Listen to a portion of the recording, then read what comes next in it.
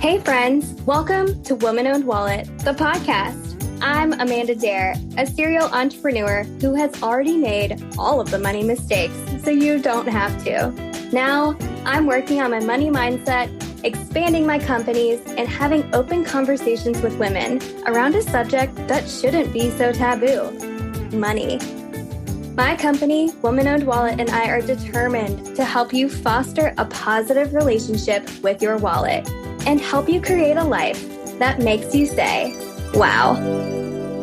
Hey friends, Amanda Dare here. I'm so excited to talk with you today a little bit about my story and just why you should even care at all about this podcast. I knew that I could not tell my own story without going off on about 10 million tangents. So I have brought in help, you guys. I brought in my very organized, very beautiful Virgo cousin, who's basically my little sister, into our world of Woman Owned Wallet to help us stay on track and get out this amazing story that has really developed into Woman Owned Wallet and what it is today and how we're launching this podcast now. So everybody welcome Alicia. Hi, Amanda. Thanks for having me. I'm so excited. I am so incredibly excited to talk to you today. Obviously, we have our Marco Polos and we talk almost every day, but I'm excited to see what questions you have for me. So let's get started. Absolutely. All right. So obviously we are family. I know you. I love you, but I would love to hear you kind of tell your story from the beginning. How did you go from what I know to be your first business, run out of a dorm, and then building that to Woman Owned Wallet today? Yeah, I mean, it's the longest story, probably Tale as Old as Time, which I know is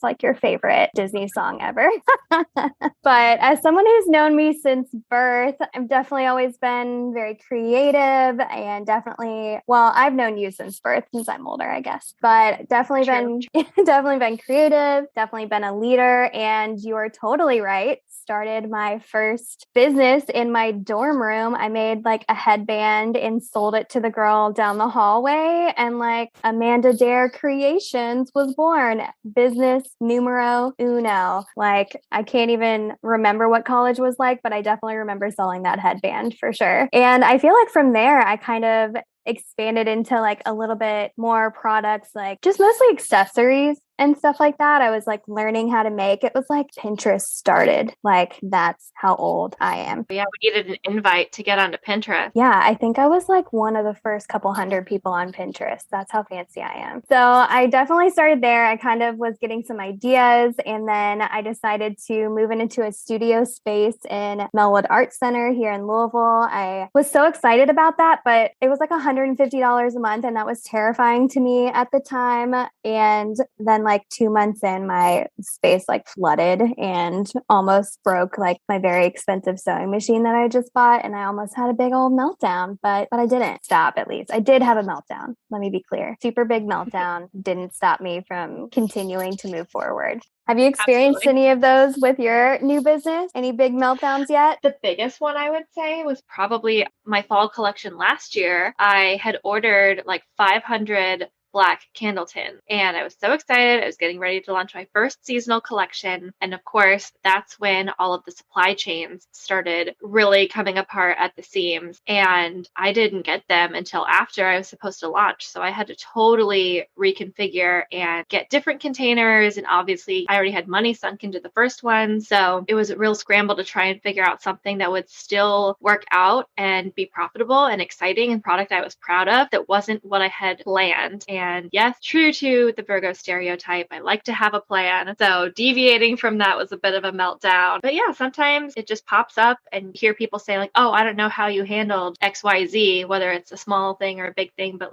you just do. When it happens, when stuff pops up, you just handle it. And that's when you know what you're made of, when you're challenged. Oh, I totally agree. I mean, I am not a planner in the slightest, and you know that about me. I'm always asking Alicia for help planning. I'm just like, girl, I can't get this together. I'm an Aries and I just go, go, go. That is who my heart and soul is. Full speed ahead. Full speed ahead, probably all of the time. Probably too many times, but it has gotten me here. So I guess well, first of all, I just want to say we didn't even like fully introduce like this amazing budding business that you have. So definitely just letting you guys know that Alicia has an amazing candle business. They sell so fucking well in my shop, Women Owned Wallet. Definitely check them out on there. Definitely follow her as well with Nocturnally & Co. But she's got this amazing full line of candles that go through each one of the moon phases. And I'm personally super obsessed with the full moon candle. That's definitely like the best seller ever. And right now we've got fall candles, which are like ghost stories and basic witch. And literally as we were getting on this call, like one sold and I got to tell her and it was super exciting because I'm so proud of her. Thanks. Yeah, it's been great. It's been really exciting. Yeah, it's been almost a year it's been like a year and a month. I opened Woman Owned Wallet, the feminist gift shop, and you launched your candle line both in August of 2020. Yeah, I launched August 1st. So it's been like that 14 months now. So yeah, just rocking and rolling with it. Man, you beat me right out. I launched August 8th, so only a week apart. Twinsies. Twins. Almost.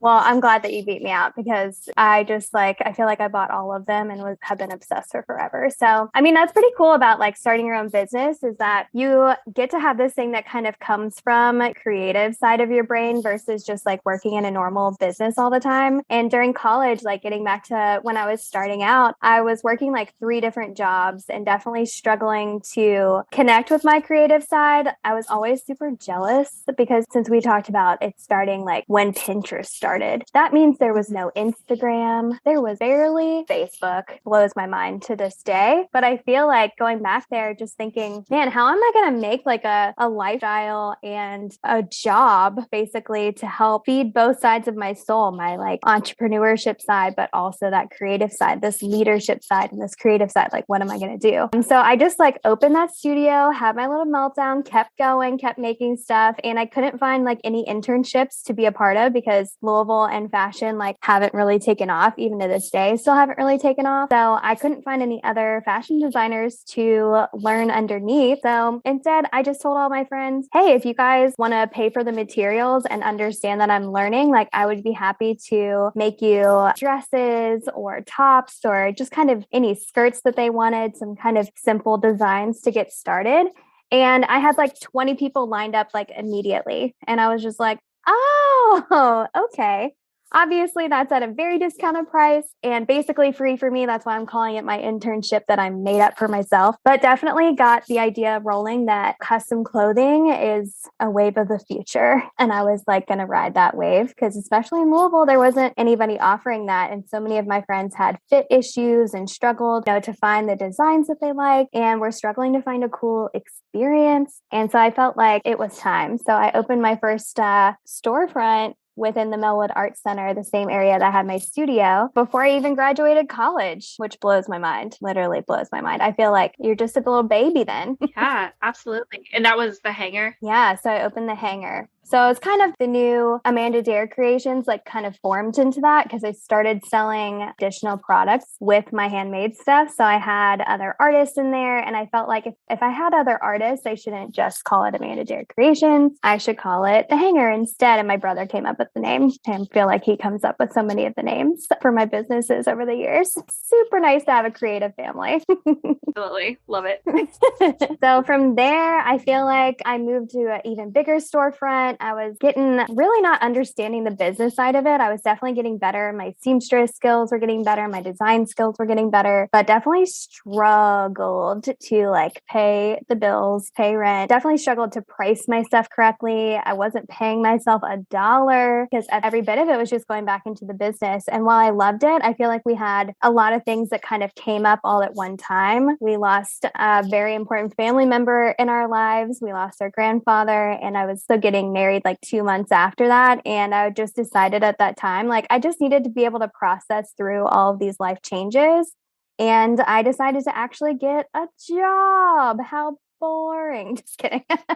It's so weird to look back and be like, oh, I just stopped and I got a job. Mm-hmm. I feel It's like, just another jump at that point. yeah, I feel like every little step you take is just like gives you a better view. It's like a step up a staircase is kind of the way I just Right. like describe it. And so at the time we were like cheersing to this new job and so excited. And it didn't even feel like I had failed at all, like because I closed this business. It was just shelved for later. You know what I mean? Yeah. And also, I remember kind of around this time, I was like working in college and I was not loving what I was doing. And I was just trying to get stuff figured out. And I remember you telling me that every job you take, they're paying you to learn. Like maybe that's not what they're saying is we're paying you to learn, but you are getting paid for a job and you're going to learn things there that you can take down your path. And I have never forgotten that. That's one of those things that's always kind of stuck with me. So thank you for that little nugget of wisdom because it's been really impactful. Oh, yay. I'm so glad. I feel like sometimes people think of like going from entrepreneurship to going back to a job is like this big, like I said, failure before. And I'm like, nah, it's not, you guys. Like right now, being an entrepreneur and being one for over the past 7 years, no one pays me to learn anymore. I foot the bill for all education, everything. So when I was like closing the hangar and had all these life changes going on, I was like, man, you know what would be a good idea is to actually have a job in the area that I like want to have my business in. Like I knew that I would have another business in the future.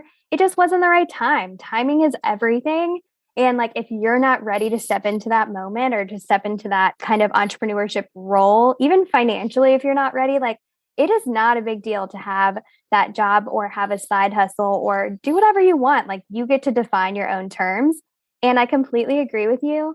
I mean, I remember that little moment. Anytime I like talk to someone who's like not liking their job, the best way to think of it is that they're paying you to learn a skill. Or if you feel like you're not learning, they're paying you to practice your skill set. Yeah, absolutely. Like even the tiniest things, like I did a lot of, well, I guess in both of my last roles, a lot of corporate communications, a lot of emailing with clients, a lot of really professional back and forth communication. And so one of the things that I feel like I've really developed is my skills around email, which sounds so silly and so simple because it's like, oh yeah, you open up a message, you type it, you send it. But being able to have a really concise message and get across your point, and that's linking something in a word instead of just pasting the link below, or making sure that your attachments are there properly, or even just the way that you're asking or phrasing things, whether that's asking for a deadline or establishing a timeline. All of those things require really clear, concise communication. And when you do that every day, no one sits you down at work and is like, hey, this is exactly how you're going to learn how to email. But you just pick it up and you just do it. And then it makes communicating now, like with if I have any wholesale communications that I'm trying to do or communicating, I've got pop up in, it's really exciting. So, communicating with the hosts for that. Also, listeners, Profitable Maker course through Woman Owned Wallet has been a lifesaver getting ready for that. So check that out. But yeah, just having those tools, I feel like I love the I can use shameless together. plug. Thank you for the shameless plug. It was perfect. You're welcome. It's been very helpful. My first pop-up coming up. So yeah, anyway, that was a ramble for me to basically just say even something as small as email is a skill that can be developed, whether you realize you're doing it or not. Yeah, I totally agree. I mean, I am professional rambler over here. Don't even worry about that. I cannot make a clear and concise point to save my fucking life. So absolutely, if you can practice that at a job, it is worth it. Yeah, totally. So then talk us from the hangar. And so close that, got your job. What happened next? Yeah, so the job at the time, I was like, oh my gosh, this is perfect for me. I was a assistant manager for Charlotte Russe, and I was like, oh, this is perfect. My husband and I were getting married. We kind of wanted a new scene, so we moved. It was like 2 hours away, but actually he worked like an hour away from Louisville already. So we moved to like a new area that was a little closer to his job, and I felt like I kind of got this new start.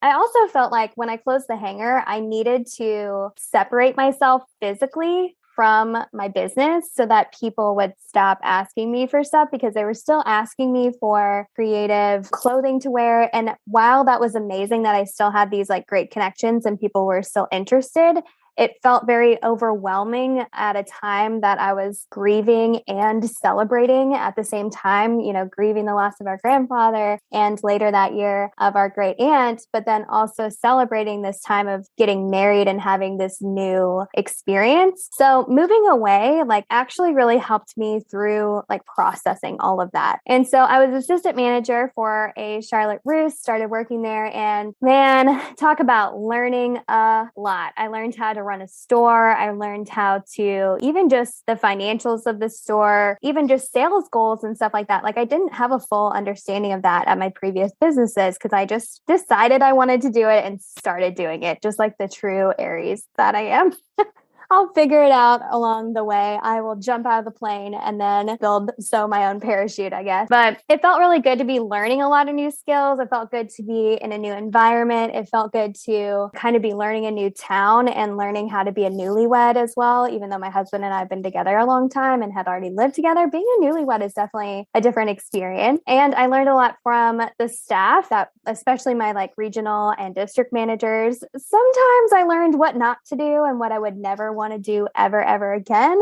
And sometimes I learned absolutely I have to implement this in my life or in my future. And I feel like learning those things, the good and the bad and the ugly and all of that, literally led me to open the New Black, which I've had for 6.5 years now, which just blows my mind. Yeah, it's crazy. And just even how much the New Black grew from the concept. I remember you were visiting me in Chicago and we were walking around downtown. You're like, hey, I've got this idea and it's called the New Black and we're going to have this bus and it's going to be amazing. And it went from, because you also had the blog, and it was blog and the bus idea and growing from that to it is now and all the different collections that you've done. Just really amazing how over the years that really just exploded. Oh my gosh. I miss Betty the bus all the time.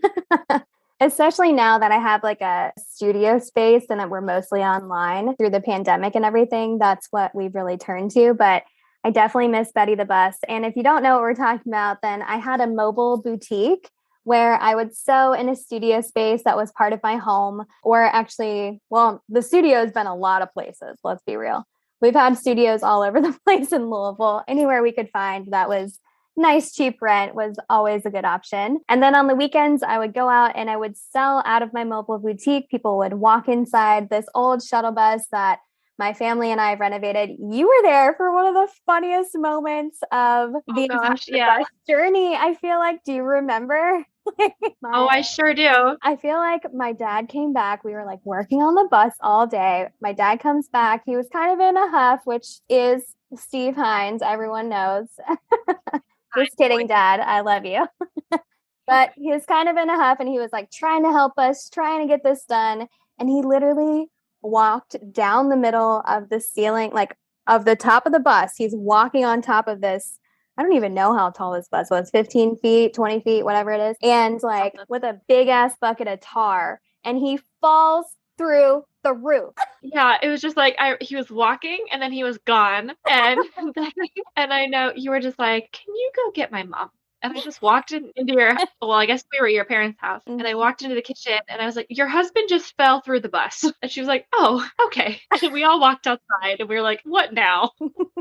What do we do now? And it was funny because I was maybe even taking a picture or something. So I was standing kind of farther back and I was telling my dad, hey, Dad, now that you're up there, I'm going to give you some tips about not walking down the middle of the bus. And as I'm describing what not to do, he was already doing it. And so I think it was even just one of his legs fell through or something. It felt very cartoon-like. And I agree. It felt like he was there one second and gone the next. And we were just it happened so fast. But, yeah, from that came the skylight in the bus that I really ended up needing. So he really helped us out. He really knows that. He was his face. I was first freaking out. I was like, Dad, are you okay? And he was like, I'm okay. And I was just oh my gosh, it was just so scary because we were retarring the top of the bus because, it was a super old bus and we didn't want her to be leaky.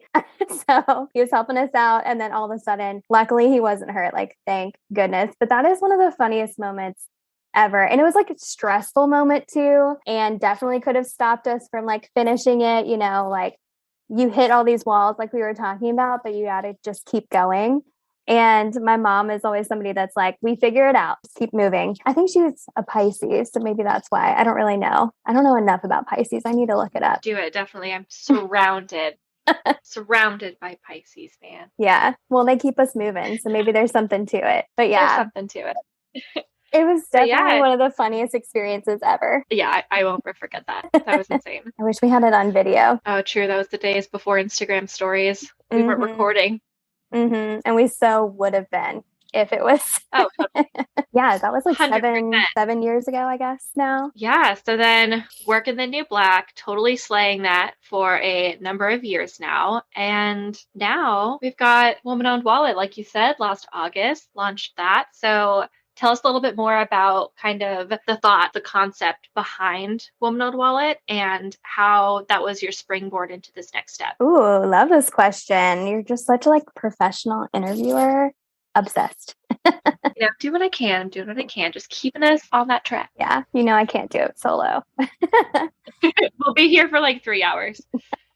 Okay, so I think I can concisely say this so that after I had the mobile boutique, I did move into the mall, Louisville, for 2.5 years. I was there. We grew the business immensely. It was the most revenue we've ever made, the most people ever working at a time. It was kind of full circle since I did come from not only Charlotte Russe, but I also worked at Francesca's in the malls and worked in retail management. And I felt like, okay, mall life and this like being open 363 days a year. And there was a lot of other things that came with that. But it was just, I was feeling super burnt out. And I was like, if I'm going to keep this rolling, if I'm going to keep this business moving, I want to make the same amount of profit, but not necessarily this way. Like, how can I adjust myself and adjust my thought process or products that I'm offering in a new way? And the first thing I thought was, well, I also need to adjust my personal schedule because I couldn't be creative 13 hours a day when the mall was open. So I decided to move out of the mall.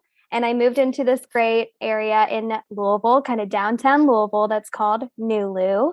And the New Lou district had so many women-owned businesses around me. I was just like floored. I was like, why is no one talking about this? There are so many. So before like anything, the New Black had always sold like women-owned products. We'd always employed women. We had always made sure that we had sustainable and ethical practices to make sure that no women were being like hurt or kind of taken advantage of with the production of our clothing. So I already had this very strong need to be surrounded by women. Probably because, like I said, Alicia's like my little sister. I don't have any sisters. She doesn't have any sisters. We're like the only girls on our side of the family. And I felt like we had so many amazing, like masculine influences. And definitely we both have amazing moms. We've got an amazing aunt. But like there's so many men around us all the time. I didn't always feel like super comfortable being the very feminine woman that I am. And through 2020, I started to kind of explore that a little bit. I think 2020 really forced us all to kind of open up our souls and our hearts. And like really also just, I was getting older and I'm like, well, who am I as an adult? And I recognized that I really just wanted to be surrounded by women. I want women to just rule everything around me.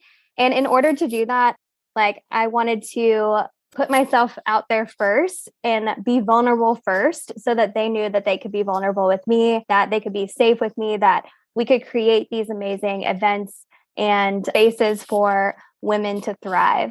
And we could put more money in the wallets of women at the same time. She is totally like, I'm preaching to the choir. Alicia's loving this, you guys, for everybody listening. I am. You can't see us, but we can see each other. We're on like a video chat right now. I'm just like, yes. Just making all my faces at her. All the faces. Well, when I was in the last space that the New Black, and I was in the New Lou district, I started to say like, why have all these, businesses not been like shown off in this amazing way about this like haven of entrepreneurship for women in this small area of New Lou? I just thought it was amazing. And to be honest, like I was on the edge of it. So like for me, I decided if I make a map and if I'm in charge of my own story, if I'm in charge of my own narrative, then I can start everybody at the New Black for this woman-owned walking tour, which is how WOW kind of came about. I was like, oh, it's a walking tour and they're all women-owned. That's an easy thing. So the woman-owned walking tour kind of started. The New Black was the first stop on it. And then as we went through 2020, I was just like, you know what? I really think it needs its own space. And then luckily, I was walking to coffee one beautiful morning in late March of 2020, which we all know what that was like. And I saw the most beautiful, perfect space available. And I was like, okay, it's right across from like my favorite coffee shop, from a million of the women-owned businesses, like smack dab right in the middle. And I was like, there's no way I can afford it. I don't know. I don't know. And so I called the number just to see what they would say. And a woman answered. And I was like, oh, hi, like, I'm interested in this space. Is it available? And she said, yes. And she showed it to me. And I've never had a female landlord before. So I already knew this was a good sign. I was like, yes, we're going to pay more women, put more money in those wallets, including our landlord. And she let me actually beat out some of the other people interested in this space because she wanted to have like a really massive community impact with the person that moved in. And she trusted me and my vision. And I couldn't thank her more for that. Like I just showed her the map. And from there, she was in love. I was in love. And I've been here for, oh my gosh, over a year and a half now. It blows my mind. Yeah, it's crazy. Like I remember us being on like video call and just like chit-chatting, and you're like, I just want to tell you about this idea that I have. And like I found this space and I love it. Maybe this is crazy. I don't know. But like it was just such a cool moment to kind of see that unfold and see you guys renovating the space and painting that beautiful mural. If you guys haven't been, the shop has this really cool mural. It says girls just want to have fun. And I'm obsessed with it. And seeing that all come together and all of the beautiful woman-owned, woman-made products that fill the shop just kind of all come together. It was a really cool experience firsthand seeing all of that. So obviously we are here on this podcast to talk about money and business and all of that great stuff. And I know that you have been on a money mindset journey this last year. Can you tell us a little bit more about that? Yeah, I feel like money and mindset are completely undervalued in the beginning of entrepreneurship often. And maybe not as much now, but I'm hoping that more people can learn from the mistakes that I've made in the past with money. I feel like not paying myself for a really long time, not fully understanding taxes and sales taxes, payroll taxes, not understanding how to hire and fire when necessary, and kind of not understanding their own cost of goods. And I felt like within business, there's so many things. Like you don't sign up for business and like with this idea of like, usually sign up for business because you're like, oh, I can solve this problem, or I have this creative art that I want to come out into the world with. You're not always thinking, or at least so many of the women that I meet are not always thinking, oh, I'm also like the CFO of my business. And I also have to make all these financial decisions, and they all add up really fast. And for all the years and all the mistakes that I've made, my money mindset, it's now a little bit more like there's nothing you can't come back from. Like money, I know you've probably heard this before, but really is just energy. And like how much energy are you really going to spend, or how much energy are you going to take in versus how much you give? And it's one of those things that if I had known it earlier in my journey, if I had understand that it was just a skill set that I needed to understand, just a skill I needed to learn and something I could perfect, not just the idea of like, oh, I'm not good at it, so I'm going to avoid it. Like avoidance was something I did for so long. But if I had known it earlier, I wouldn't have made a lot of the same mistakes that I have and that I'm still paying for today. Even being in business and being an entrepreneur for over a decade, like it feels like I should have been more open and available to the idea of talking about money and to the idea of the experience my person was going to go through being an entrepreneur. Like I just really wasn't that ready for it. And it all kind of hit me and it came really fast and I made a bunch of money and that was great. But that comes with a bunch of bills and a bunch of expenses. And I feel like working on that mindset and not blaming myself for the mistakes that I've gone through or the missteps. And like I said earlier, like now I just really do think of everything you could consider in my life to have been a failure or everything you could have considered to be a mistake. Like now it is really that step I took up the staircase to just have a better view and to understand a little bit more. And my main goal with this podcast is to bring the conversations that I have in real life with women and with topics about money to as many people as possible. The goal is to put more money in the wallets of women and to help them understand their wallet and help to facilitate this positive relationship that they can have with it so that they can have more of the freedom that they want in their life, that they can have more of everything that they want in their lives.